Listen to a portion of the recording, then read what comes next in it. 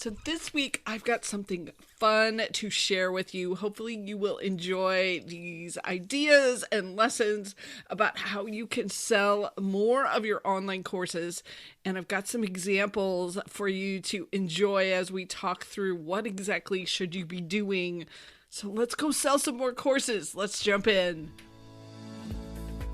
Welcome to the Course Creators HQ podcast, helping you navigate the latest techniques for creating and marketing online courses.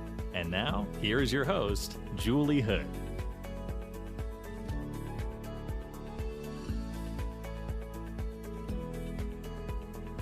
So you probably know this already, but I am a little bit obsessed with helping you create and market and sell more of your online courses. And I'm constantly trying to figure out ways to make it easier for you, make it simpler, make it better. And I am a little bit obsessed. So what happened this week is that I've been working on a brand new project for April. So make sure that you're listening to all of April's episodes. They're going to be really interesting and something new. So can't wait to share those with you. But in the meantime, I was taking a bit of a break and had jumped out to be on Threads, which is kind of the Instagram spinoff. And personally, I'm really loving Threads. It's a much more positive place to be. The people who are there are positive and intriguing, and they post, and it feels very interactive. So it resonates for me because it's mostly text. Some of you, it's not the right fit for your audience. But anyway, it's been a fun place for me to connect lately. And I came across this post on Threads that grabbed my attention, and I can't stop thinking about it. And so I want to talk to you about it today because I think there's some lessons in here that we can use, that we can take forward to spread our messaging better, to connect with the right people. And so let me tell you first about, it's two threads in a text. So the first thread that I came across was, I saw it and the person had posted, "I'm done buying online courses." So I'm done buying online courses. So obviously, as the course creation person, that perked up my ears. I jumped on it. I was like, what is she talking about? What happened? What is going on? And then I started looking, and as of today, it had 595 replies and 2,585 likes. So, we've got some stuff going on here. If people are really excited that somebody is done buying online courses. So I was trying to dig in a little bit more because I wanted to know what was going on here. So one of the things she said is that the course didn't provide me much new knowledge. So there's a couple different ways you can take that. One is the new part of it. So, maybe she's been online for 10 years and has a lot of knowledge. And so there was nothing new there for her. So if that's the case, the instructor needed to do a little bit better job of saying who this was for, as far as, is this content for somebody who's a beginner, or is this somebody who's a little bit more advanced? Messaging around that should be in your sales page. And then the second thing was new knowledge. So that made me wonder, did it have good content at all? And so it was actually a 16-minute video, and the cost was $375. So it's kind of hard to say. I mean, personally, I don't think in 16 minutes I can provide something that's $375 worth of value, but maybe this person that's instructing, and I don't know who it is, I don't know the expert, so I can't give you more details about that, but maybe the pricing wasn't quite matched up with the offer. So that's something you also want to make sure that you're thinking about is, how much value are you giving, and are you giving it to the right person? So was it not valuable for her just because she wasn't new, or was it not valuable because there wasn't enough good content in this? And I remember one of the guys I listened to saying that he always wanted to provide 10 times the price in value to his audience, which, that's a lot. But it gets you really thinking about, how do I make sure this is valuable? So I was brainstorming a little bit. I was like, okay, what could have made this better? Because it was just a watch the video kind of thing. There wasn't any interaction. So could she have added checklists? Or maybe some kind of live coaching, or some way to, when I asked the author of the thread about it, she said getting some kind of feedback would have been helpful. So maybe the instructor could have had people submit something, and then she replies with a 5-minute Loom video giving them feedback and thoughts. Like, that is super simple. 5 minutes to send and create a comment for your audience. So getting some kind of feedback could be a way to make your offer a bit more valuable, make your course even more valuable. So as you can see, some of the big issues here could be the way this sales page was put together and the way this offer was presented. So we want to make sure the sales pages are attracting the right people. Who is it for exactly? What level of experience do they have? And do you describe it really thoroughly so they aren't disappointed on the back end? And by the way, if you want some help with this, in April, the Launchpad training and courses and live coaching that I do, we're going to be talking all about messaging and sales pages. So we're going to get into how to use AI, plus I've got this killer template I just love that I can't wait to share with you. So please consider jumping in with us. CourseCreatorsHQ.com/podcast launchpad. Right now it's $50 off, so you can get in at a really, really good price. Plus you get twice a week coaching with me. That is incredible. One-on-one coaching would be so much more expensive, or if you were like, hey Julie, will you go write my sales letter? It would be so much more expensive. So think about that. If you want some help, some ideas, some masterminding, some more opinions about the way you're presenting your stuff, please come join us for the Launchpad. Okay, so that was the first thread that was obsessing me this week. And then today when I got on, I found another one that was much more positive and much more exciting.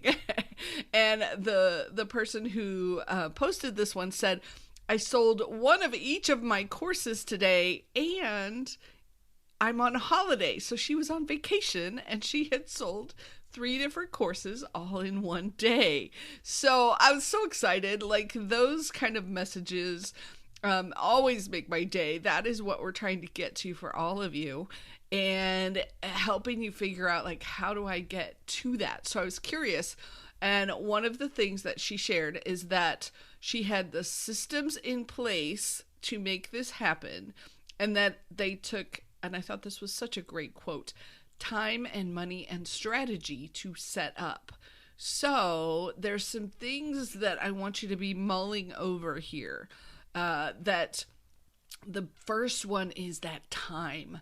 That it is going to take some time to get this all set up correctly. It's not an instantaneous thing.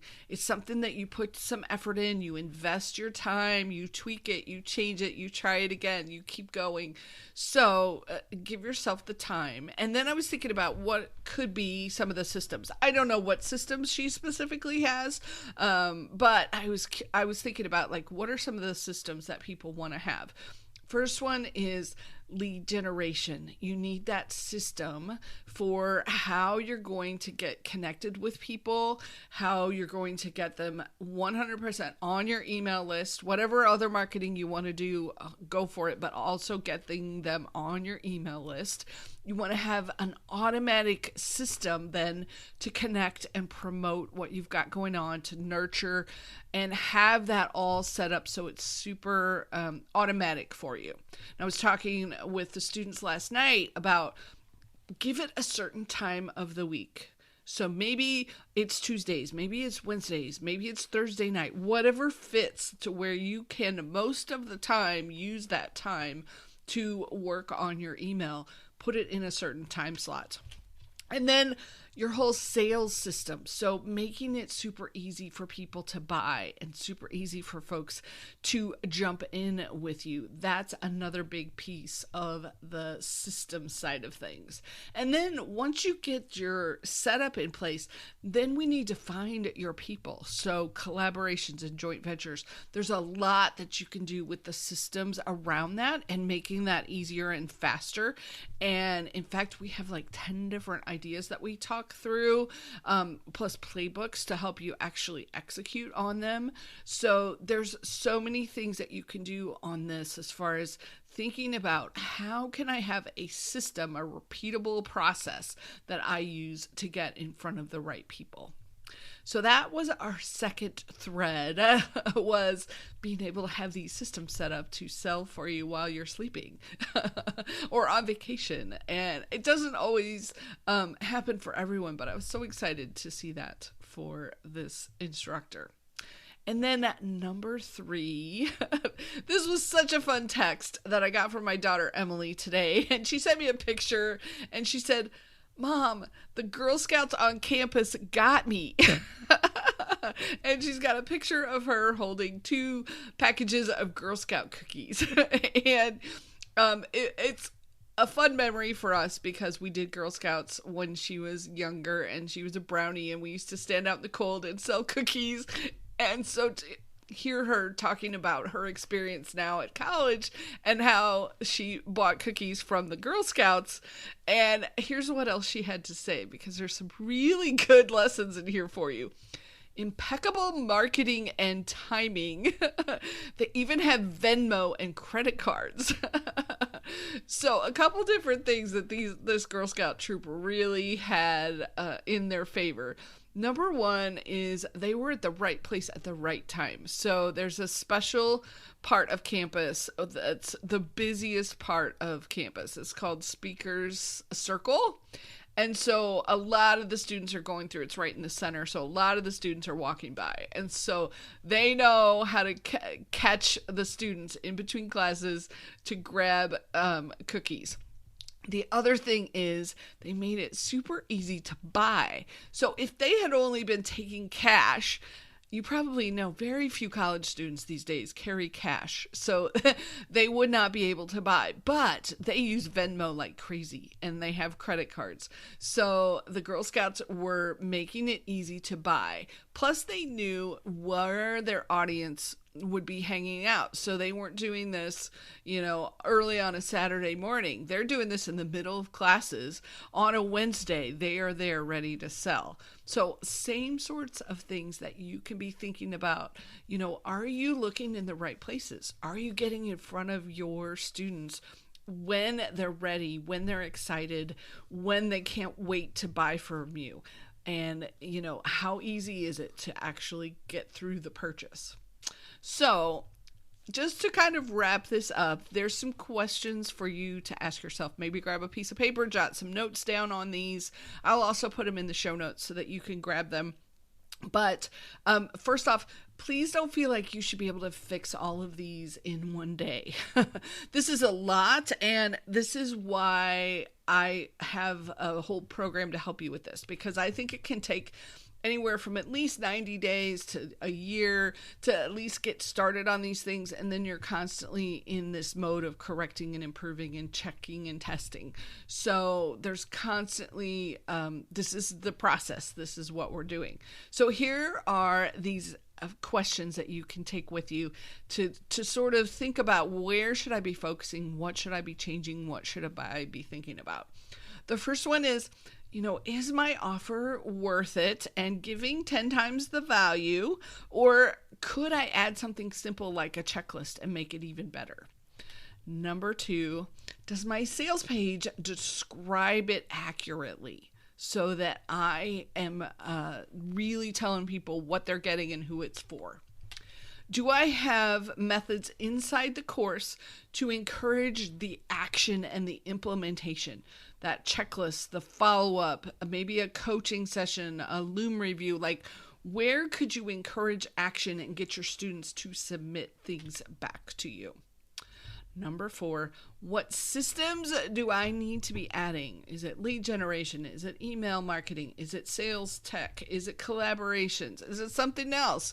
What are these systems that I need to be putting in place? Number 5, do I have that impeccable marketing and timing like the Girl Scouts did so that I'm getting in front of the right people? So number 6, am I getting in front of the right people at the right time when they're ready to buy? Number 7, is it easy to buy and sign up? Am I using Venmo if that's what my audience wants to use? Is my sales process, is there a lot of steps to it, or can people just jump in and get going? And then, do I know where my audience is hanging out? So, like the Girl Scouts found the students around Speaker Circle, do you know where your audience is going to be and where they are, and so that you can be in front of them at the right time? And if not, please, if you want some help with this, to save you time figuring all this stuff out, I hope you'll come join us for the Launchpad, coursecreatorshq.com/podcast launchpad, and let's work together directly.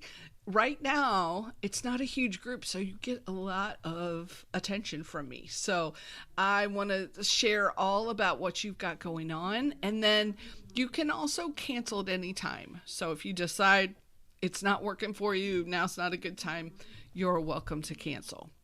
So I hope you had fun with this episode of the podcast.